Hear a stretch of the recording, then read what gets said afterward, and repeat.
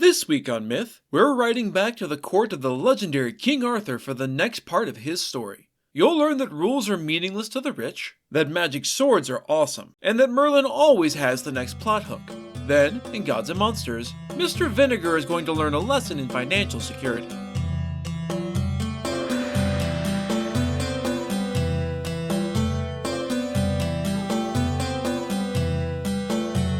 This is the Myths Your Teacher Hated podcast, where I tell the stories of cultures from around the world in all of their original, bloody, uncensored glory. Modern tellings of these stories have become dry and dusty, but I'll be trying to breathe new life into them. This is episode 175, The Once and Future King.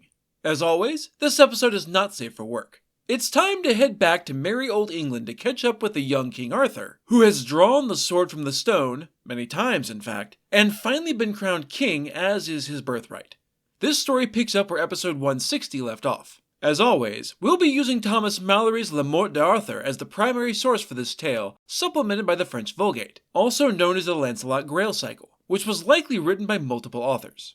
Last time, Arthur, son of the old King Uther Pendragon, who was hidden away from the world by the half-demon wizard Merlin, rose from his, relatively, humble station as squire to a hedge knight to become king. The great lords of the kingdom were not especially thrilled to be ruled over by someone who appeared to be of humble birth, and so they tried to weasel out of the supernatural appointment of Arthur as king by the magical sword, driven into the anvil and stone, that had appeared in the churchyard.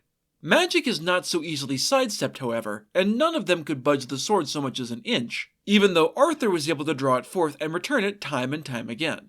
Despite this, there was still a great deal of secret and not so secret grumbling about the lowborn king. Shortly after officially being crowned, Arthur had called for a council of lords and a great feast in the city of Caerleon in Wales, once a fortified Roman town. A lot of important people and their retinues are listed as attending, but frankly it's not super interesting or important to the story. Having stored up many of the jewels and other fine gifts he had received after his coronation, Arthur now handed them back out to the assembled lords and other mighty guests, as we mentioned last time. While this was all proper and correct according to custom, and not some shitty regifting of that candle you got at Secret Santa, the lords were offended all over again at being lorded over by a smooth-cheeked boy from damn near peasant stock. They refused King Arthur's gifts as a show of defiance. With the refused gifts, they sent a clear message. "We don't want you as king, so leave now and never come back, or we'll cut off your head and take that crown ourselves." It's a pretty brutal 180 from swearing in a church just days before that you accepted this young man as king. Arthur was nobody's fool, so he withdrew from his own coronation feast, and indeed from the central fortress of Caerleon to avoid the long, hungry knives of his own theoretical subjects. He wasn't nearly established enough as king to be able to stand against such bald-faced treason from such a large number of powerful men.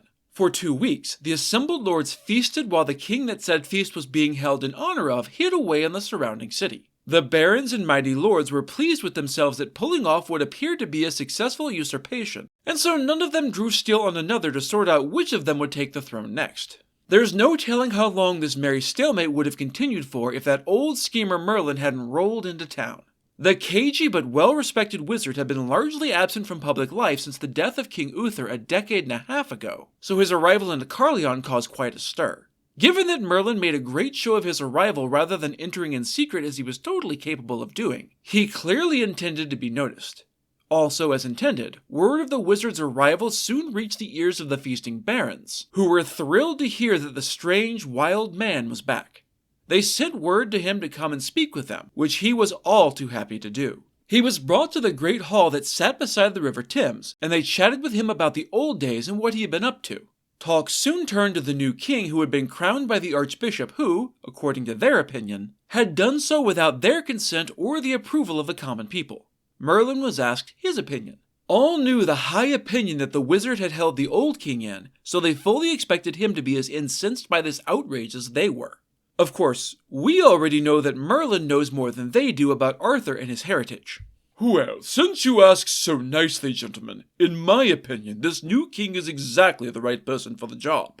Indeed, he is higher born than any of us assembled here. You see, this King Arthur is not, as you all suppose, the son of Antor, the brother of Kay, who he is named as his steward." That caught the barons by surprise, as it was meant to. "The fuck do you mean he's not Antor's son? Seriously, Merlin, this news is even more troubling than the idea of a lowborn king. What the hell is going on here?" Merlin smiled with a devious twinkle in his eyes. "Well, I suppose I could tell you, but only if you call Arthur back here under the flag of truce. He deserves to hear this as well. Summon also Ulfin, who was counselor to King Uther, and Antor, who raised the young king from infancy. Once the gang's all here, I'll tell you the whole story start to finish. It's a wild one, boys, but I swear that every word will be true." The barons were intrigued now. Merlin was ever a master at diplomacy and manipulation, and he had lost none of his finesse over the many years since he had last been at court. "All right, you win, Merlin. Since you ask so nicely, we'll meet with Arthur under the promise of truce. But who's going to fetch him? I doubt he's going to come along easily with one of us." On Merlin's advice, a man named Brettel was sent with the message, as well as a request to bring with him the archbishops of Bryce and Logres, which was the land that had been granted to Arthur as his personal domain. The man had no problem finding King Arthur, who hadn't been hiding so much as staying out of knife range, and relayed the message faithfully. For his part, the young king had no lack of bravery, and so was perfectly willing to come and meet with the lords at their offer of peace. Having accomplished the first part of his task, Brettel then went and found Ulfin, who also agreed to come and hear what secret truths Merlin was promising to reveal. Everyone likes juicy gossip. Besides, Ulfin had always liked Merlin and was excited to catch up with his old friend. Once everyone was assembled, the men all sat down to listen except for the Archbishop of Bryce, who tried to launch into a speech about pity and doing right by the kingdom. He was cut off almost immediately by the barons. "Look, we're all willing to hear your speech, which I'm sure is very holy and moving, but can it wait until after Merlin tells us why we're all assembled here? He's only given out unsettling hints so far, so you'll have to forgive us if we're more interested in what he has to say." His holy feathers a bit ruffled, the archbishop sat down and agreed to yield the floor to the wizard. With a great deal of pomp and preening, he rose and made his way to the center of the hall. "My lords, you all heard me say that our young king is higher born than any other man in this room. You also heard me plainly state that he is not, in fact, the son of Sir Antor, nor is he the brother of Sir Kay. This, I repeat, is true. I can say with perfect certainty that Arthur is none other than the true-born son and heir of King Uther Pendragon and Queen Igraine." The wizard then related the story from back in episode 139 about the old king going to Igraine magically disguised as her husband, on the very night that said husband was slain in battle. He also told them about how his price for this service had been the promise of the child who would be sired with the Duchess during that one-night tryst, and, rape by fraud. And to back this up, the king wrote a letter detailing his promise and sealed it with his own royal seal. Ulfin still bears this letter, and he himself was witness to its signing and sealing all those years ago.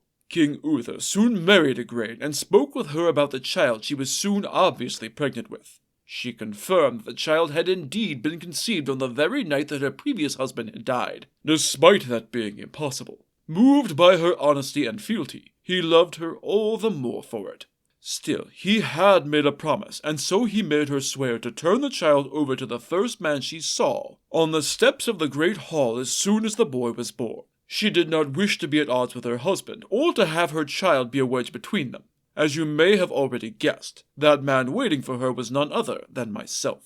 I took custody of the infant on the very night that he was born. I carried him in secret to Sir Antor, who I knew to be a worthy and trustworthy man. I instructed Antor to have this child nursed by his wife rather than his own 6-month-old son, which he agreed to out of love for his king. That child was baptized as Arthur and raised as Antor's own son. And now there can be no doubt that God himself intends Arthur to be king.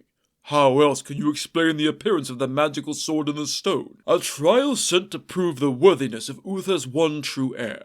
And if my word isn't enough to convince you all, gentlemen, then perhaps the testimony of Antor and Ulfin, along with a letter signed by Uther himself, can do the trick." Both men confirmed that every word of Merlin's story was true to the best of their knowledge, and Ulfin produced the letter, seal still unbroken.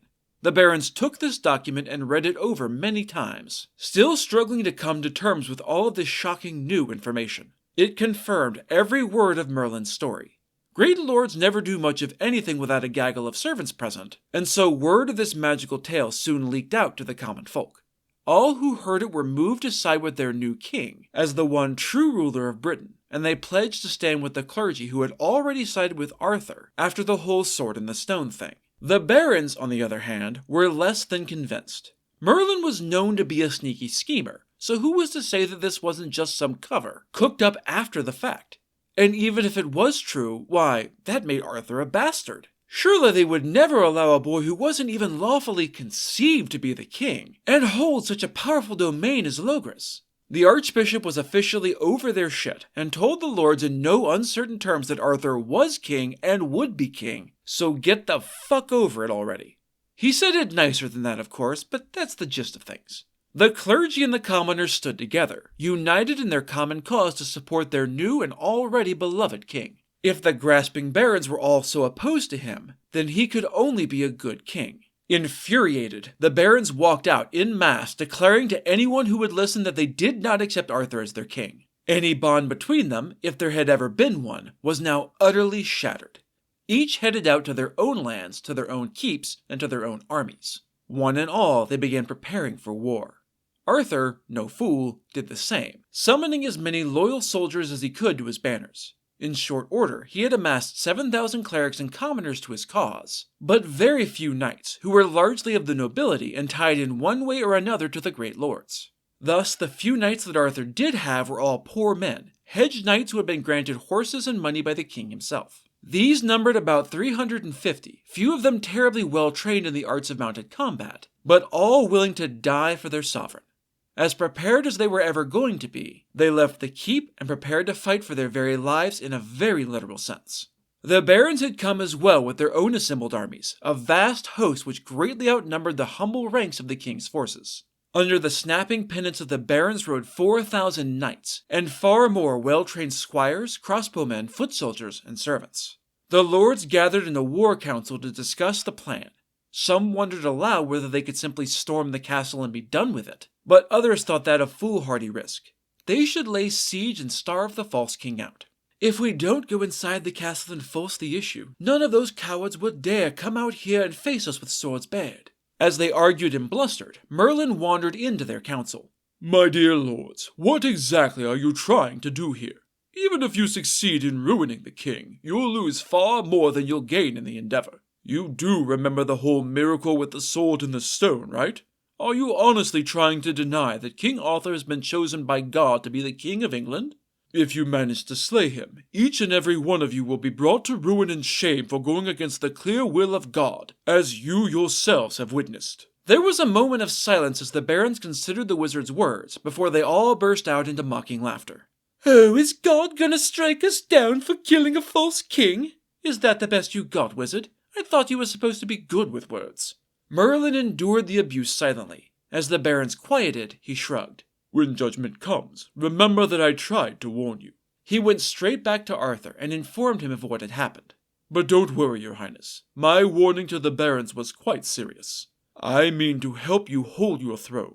Before the day is out, each and every one of those puffed-up asses will wish that they were back in their own kingdoms, stripped naked for all to see. The king nodded his thanks, then summoned the wizard, the archbishop, Antor, Ulfin, Kay, and Brettel to a small council meeting.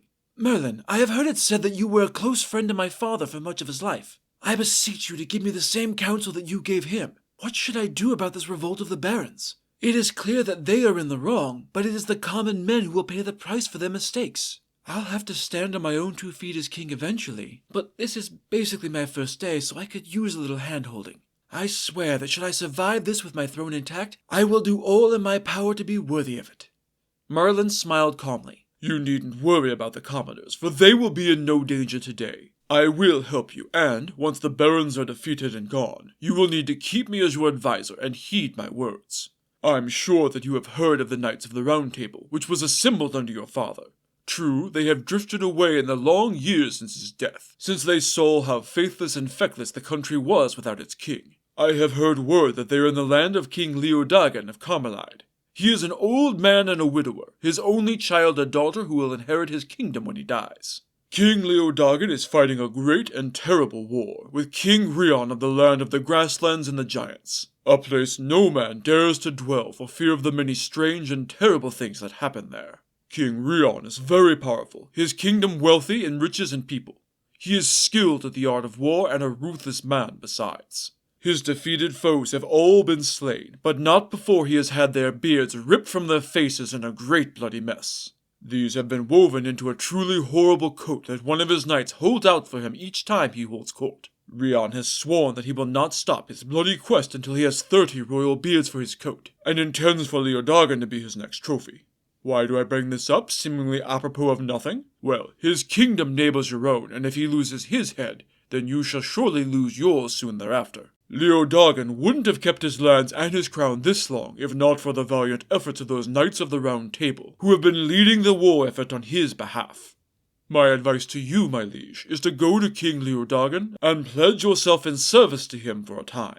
If you do well, and I have no doubts that you will, then he will wish to join his kingdom to yours by wedding his daughter to you.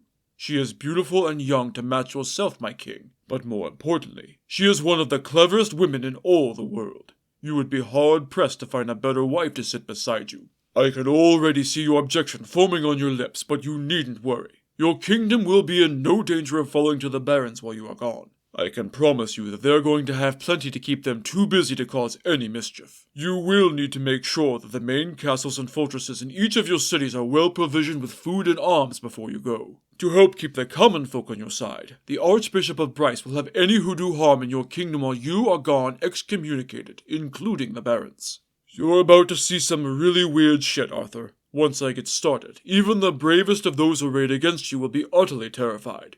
You can be sure that, whenever you should be in need of my services in the days to come, that you shall find it near at hand. You will want for nothing as you secure your kingdom.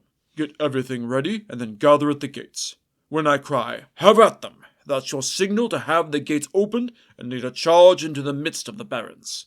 With a little help from me, this will be enough to break them and send them scurrying away in complete and utter defeat. For now, at least.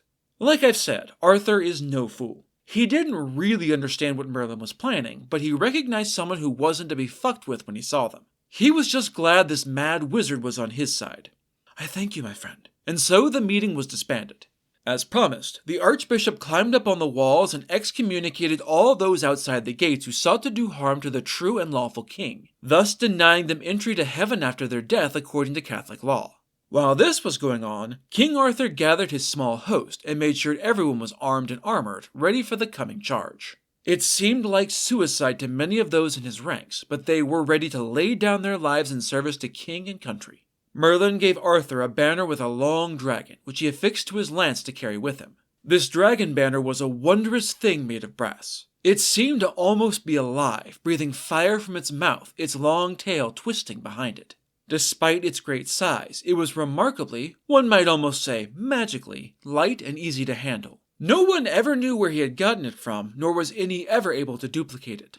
Arthur gave it to his foster brother Kay, who had been named his seneschal, to carry into battle. It was a great honor, one that Kay would have in every battle from that day onward. The barons were unimpressed by excommunication. I'm assuming that they could always just have their own archbishops undo it when they got home. They sat in their pavilions set up in the meadow below the castle, a wide and beautiful vista. The whole thing seemed more like a picnic than a siege. You know, except for all the armed men. Merlin climbed up into a tall tower overlooking the meadow and gathered his mighty magic to him. With a word and a gesture, the tents of the barons all burst into roaring flames. It caught everyone by complete surprise, driving them towards the middle of the meadow in a confused mass. Many people were terribly burned, and none were quite sure what had happened. Descending from the tower, Merlin called out, "Sir, now, have at them!"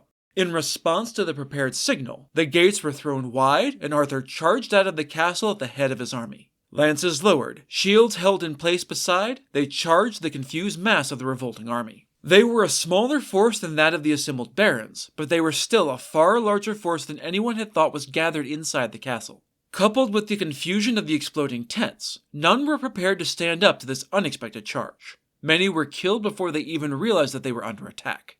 The rest did their best to rally and defend themselves, but they were caught with their metaphorical pants down, and they struggled. They fell beneath the shining lances of Arthur and his men, their blood staining the bright green grass beneath the shining brass of the rippling dragon. The king's foes were not utterly incompetent, though, just surprised. The knights rallied to the barons and regrouped. They were dismayed at how many had already fallen, but determined not to let this opportunity to capture the false king pass. Their shame would be deep if Arthur escaped them after such a bold charge into the heart of their army. King Neutrus of Garlot vowed to free them all from the yoke of this so-called King Arthur quickly. If the pretender to the throne fell, the war would be over in short order. To be clear here, many of the barons are also referred to as kings of their small kingdoms, but subordinate to the High King of England. The other barons were all too happy to let King Nutras take point on the counterattack. "Sounds good, boss. You go do that. We'll all be over here resting up if you need us. Good luck, bro." To his credit, Nutras was willing to put his money where his mouth was. Drawing a stout, thick lance tipped in razor-sharp iron, he rode directly for King Arthur to challenge him to single combat. He cut a dashing figure, tall and broad-shouldered, as he rode across the field. The young king saw this challenger approaching and, drawing his own ash lance with a steel tip, he reared his horse and charged out to meet the rebellious baron. Even the other gathered lords were amazed at how kingly the young Arthur looked. Don't get me wrong, they still wanted him to lose, but he certainly looked good doing it. Both men were at a full gallop when they clashed, lances thundering with such force that both shields exploded into splinters. Nutras's iron-tipped lance shattered as well, but Arthur's stronger steel weapon stayed intact. He wheeled back around and drove his lance clean through the remains of his shield, pinning his arm to his side. The strike drove Nutras off his horse to land heavily in the dust, the sound echoing as he fell. Being an honorable man, Arthur didn't follow up with a killing blow, though he easily could have. From the sidelines, King Lot of Orkney watched his fellow baron fall with anger and sorrow, since he and Nutras were cousins and their wives were sisters. With a bellow, he reined his horse around and charged at King Arthur, lowering his lance to attack. The young king reset his own lance, still intact, and turned to meet his new foe. They met with another thunderous crash, both of their lances splintering to pieces. The story just said that Arthur's shield splintered the last time, so I'm not sure what exactly he's blocking Lot's lance with, but whatever. They galloped past so close to each other that their bodies crashed together. Arthur held his saddle better. Lot was stunned and knocked backwards off his horse, and lay in the dust with his cousin. As if that was a signal, a cry rose up from both armies, and they rushed to combat, Nutras's and Lot's men trying to rescue their fallen lords. Arthur's men, meanwhile, raced to try and block both from reaching their victorious king. The slaughter began in earnest, and it was cover enough to allow the two fallen kings to climb back into their saddles unkilled. From his end of the field, King Arthur drew his sword, the one that had been pulled from the stone previously, which blazed with light as though a pair of candles burned within. In this version of the saga, letters glow on the sword to spell out its name, Excalibur. To be clear, this is not the Excalibur you're thinking of. That comes later. Mallory's version confuses the issue by naming both of them Excalibur, but they are still different swords. He also claims that the name is a Hebrew word that means cuts through iron and steel and wood, but it's absolutely not. It most likely derives from a combination of the Welsh words Caelid, or hard, and bulch, meaning cleft. The name is appropriate, though. Arthur charged into battle and, with a single great blow, cleft an opposing knight in half. That's not a figure of speech either. That poor bastard literally fell into two bloody hunks. What's more, the sword drove through the dead knight and into the horse, cutting through the saddle and then through the horse, slicing it in half lengthwise as well. It's an impossible, terrifying thing to witness, and the knights around him understandably wondered just what the fuck they had gotten into. They didn't have to wonder long because Arthur waded into the fray, laying about him on both sides with his holy sword. A gap soon opened up around the king since no one wanted to come to blows with a magic fucking sword. The 6 gathered kings watched all of this with great dismay. This attack was not going at all the way they had expected. Their army far outnumbered that of the young king, but they were very clearly losing right now.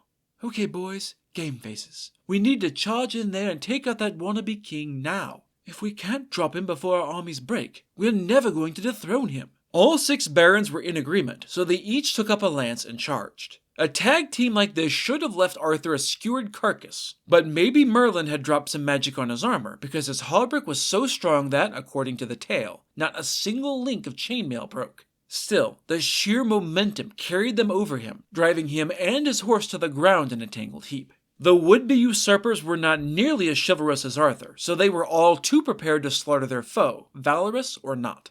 Luckily, Kay, Brettel, Antor, Ulfin, and their kinsmen saw this happening, and spurred their own horses to save their monarch. The 6 opposing kings rode out to meet them and block their way to Arthur. Or tried to, anyway. Kay put a beating on King Aguisan of Scotland, driving his lance through his shield, his hauberk at the left shoulder, and clean through his body into the ground. The Scotsman was driven from his horse and crashed to earth, lance still impaling him. Kay then whirled on King Caradoc, catching him broadside with such force that the usurper was knocked from his saddle and tumbled ass over tea kettle to the ground. While this was going on, Ulfin and King Nutres were locked in combat, equally matched. Both reared back at the same moment for what was essentially a charged attack, and both were stunned by their foe's blow. They collapsed together in a heap, horses crashing together atop the two men. King Ydair and Brettel charged each other, both smashing their lances to splinters with no effect. This was all happening over the course of seconds, so Arthur still hadn't managed to rise from his fall. Those barons who had not been intercepted made sure he stayed down by beating the ever-loving shit out of the fallen king. Kay, having already dispatched 2 great lords, saw this happening and grew even more furious. How dare they strike his king, his brother, while he lay on the ground? Where was their honor? He charged into the fray, drawing his sword. King Lot didn't know he was there until his helmet rang with Kay's steel, stunning him. Kay swung at Lot over and over again until the rebellious king was so battered that he didn't know who he was or what was happening to him. One more swing from Kay was enough to knock Lot unconscious to the ground. Thanks to the valiant effort of Kay and the other knights, Arthur was raised back to his feet so he could remount his horse. The High King's riders had done an incredible job in their first mad charge, but they were still frightfully outnumbered and the element of surprise was no longer on their side. The tide could have turned against them had not a mass of common folk, armed with axes, cudgels, and even just stout sticks, marched out of the city to defend their king. With an earth-shaking battle cry, they charged into the melee, pulling as many of the enemy knights as they could reach out of their saddles. King Arthur had been chosen by God and was a clear force for change, so they would rather die in his defense than return to the status quo under the selfish barons. They asked no quarter and gave none. It was common practice in those days to take enemy leaders alive and return them for an expensive ransom, but the only price these commoners wanted was the heads of the 6 kings.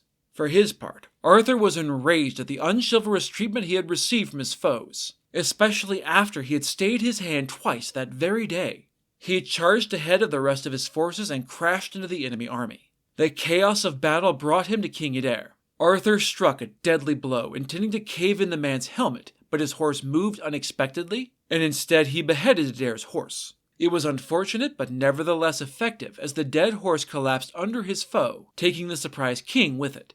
Ydair's men saw their lord fall and rushed to defend him, but met the full fury of Arthur. Excalibur was a whirlwind of death, and its wielder was soon covered in so much blood and gore that his armor seemed to be painted blood red from head to toe. None of the original paint could be seen beneath the viscera of the dead men Arthur had slain in his righteous fury. Even so, he was only one man, and Ydair's men managed to get him back on his horse, and they all fled the field in defeat. Soon thereafter, the other 5 kings followed suit. The battle was done. The 6 rebellious kings had lost much in the conflict. Even aside from all of their men-at-arms who had been slaughtered, nearly all of their wealth had been destroyed. Most of their goods and food had been consumed by Merlin's flames, though they still had a hoard of gold and silver dishes as well as coins.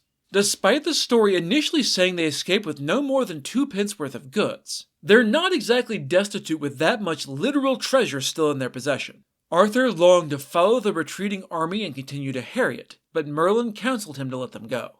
He had more important things to be doing right now. The 6 kings could wait.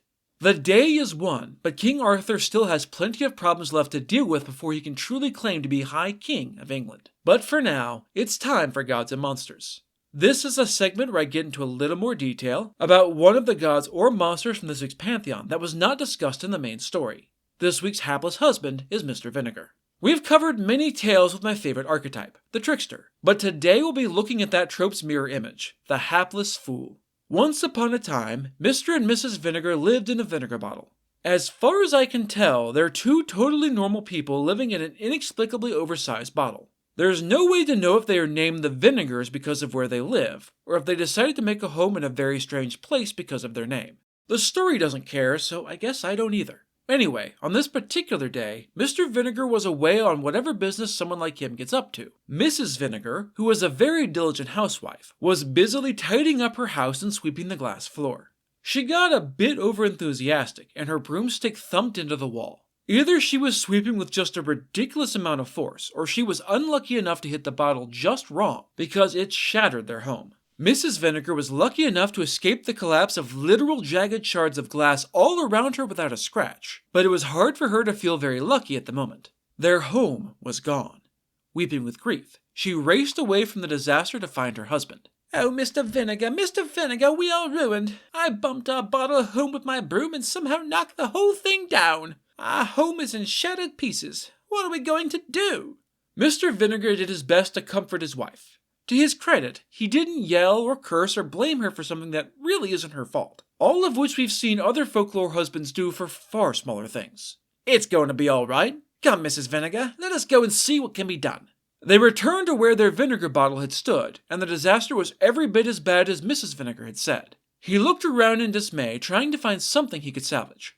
"Aha! There is the door, which is still perfectly intact. I will take it on my back, and we will go and seek our fortune." On the one hand, I applaud his can-do attitude to take charge of a really bad situation. On the other, he clearly has no real plan. It seems like there should be better ways to recover than to carry a door around waiting for inspiration to strike. They walked all day and, by nightfall, they had entered a thick forest. The pair were very tired, and to be fair, they'd had a very long, very stressful day, but they didn't think it wise to sleep on the ground out in the open.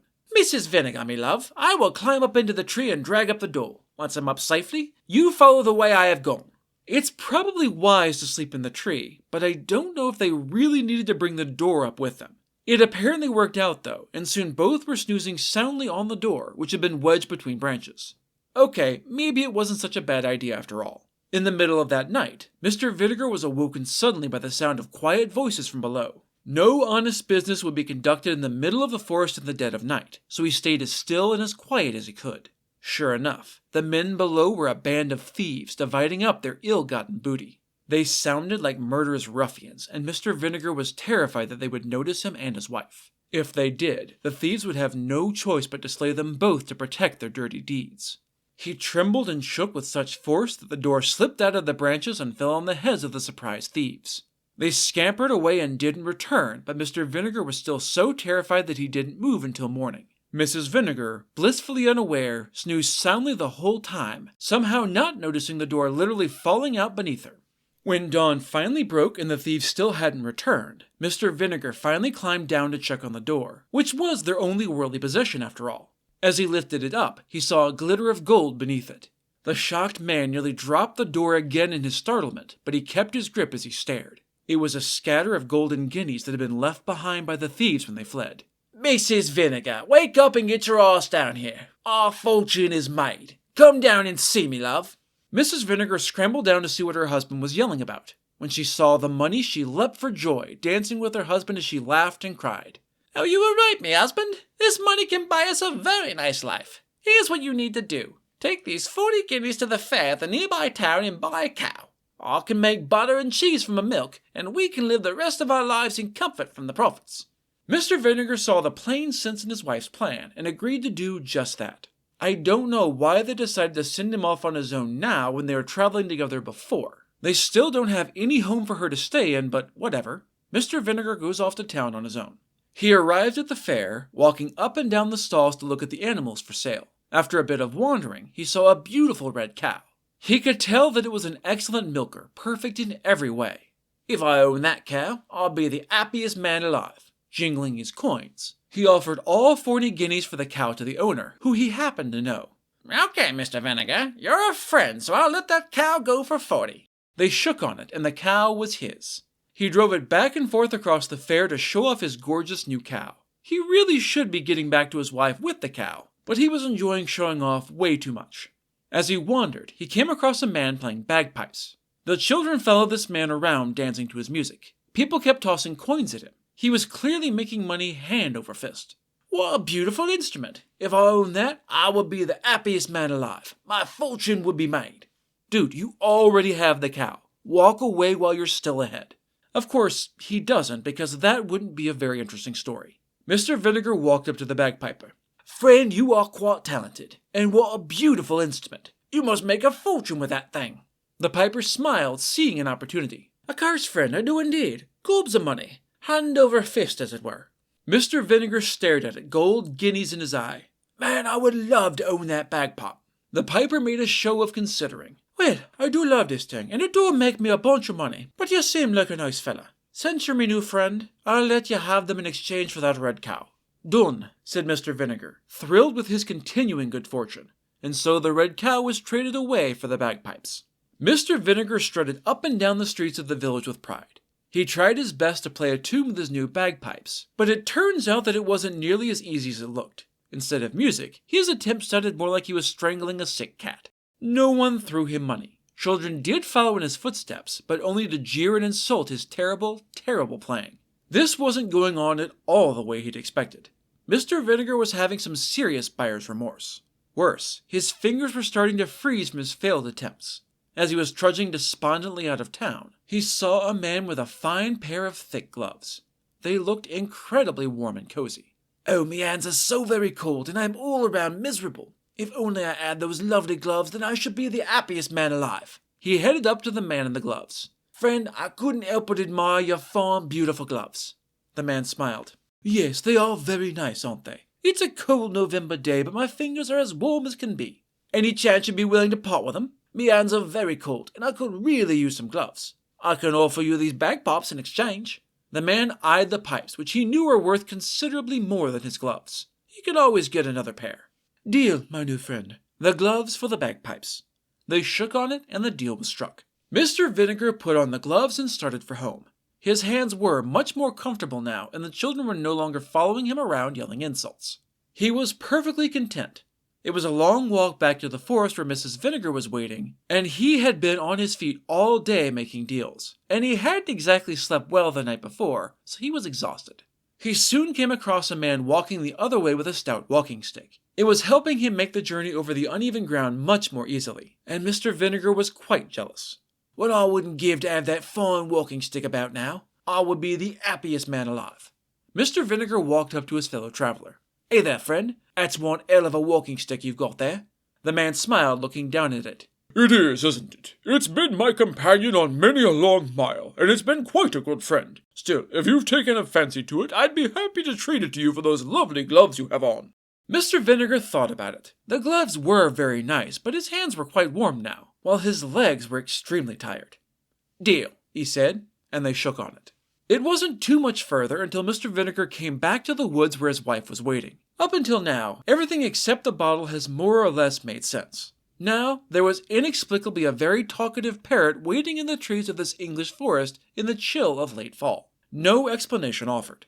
Even weirder, it apparently knew about his whole series of trades, and had decided to amuse itself by taunting him about them. It honestly makes more sense to me if it's a fairy than an actual parrot, but there's no evidence for that. Anyway, the parrot laughed at Mr. Vinegar as he walked into the forest. "You're an nincompoop, Mr. Vinegar. Ah, jackass. A real sorry son of a bitch. You went to the fair with a very simple plan from your much smarter and sexier wife, who's out of your league, and spent all your money on a cow. But you traded the cow, which had been a good deal, on bagpipes you didn't know how to play, which weren't even worth a tenth of the money you spent. That wasn't enough, and so you traded the pipes for a pair of gloves, which were only worth a quarter of what you traded them for. And even that wasn't enough. You traded those gloves for a fucking stick. Instead of 40 guineas, bagpipes, or even gloves, all you have is a goddamn stick that you could have found in any hedge along the road."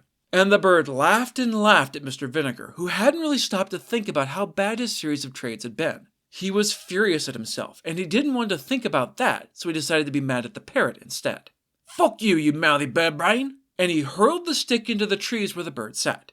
It missed the parrot, but it got caught in the branches and stuck there. So now, Mr. Vinegar had literally nothing to show for his 40 guineas. He returned to his wife and tried to explain what had happened. She was understandably furious with him for his terrible financial instincts. She yelled at him, which was fair, and she beat him with a stick she found on the ground so badly that she broke almost every bone in his body, which was not. It doesn't say she killed him, but I have to imagine that it's going to be hard to come back from that many shattered bones, especially with medieval medicine. Things rarely end well for the overconfident fool, whose tale stands as a warning against making the same kinds of terrible, terrible decisions he does. So don't be like Mr. Vinegar, who totally would have bought into cryptocurrency or MLMs if he were alive today. That's it for this episode of Myths Your Teacher Hated. Keep up with new episodes on our Facebook page, on iTunes, on TuneIn, on Verbal, and on Spotify. Or you can follow us on Instagram as Myths Your Teacher Hated Pod, on Tumblr as Myths Your Teacher Hated, and on Blue Sky as Myths Podcast. You can also find news and episodes on our website at mythsyourteacherhated.com. If you have any questions, any gods or monsters you want to learn about, or any ideas for future stories that you'd like to hear, feel free to drop me a line. I'm trying to pull as much material from as many different cultures as possible, but there are all sorts of stories I've never heard, so suggestions are appreciated. The theme music is by Tiny Cheese Puff. Next time, we're heading to France for a tale of a knight who can talk to vaginas. No, really, that's his magic power. You'll see that talking vaginas are always honest, that you shouldn't ask questions you don't want the answer to, and that you should never forget about the asshole. Then, in Gods and Monsters, a young woman will get into a fight with her own talking vagina and come up with a very unorthodox solution to her disagreement. That's all for now. Thanks for listening.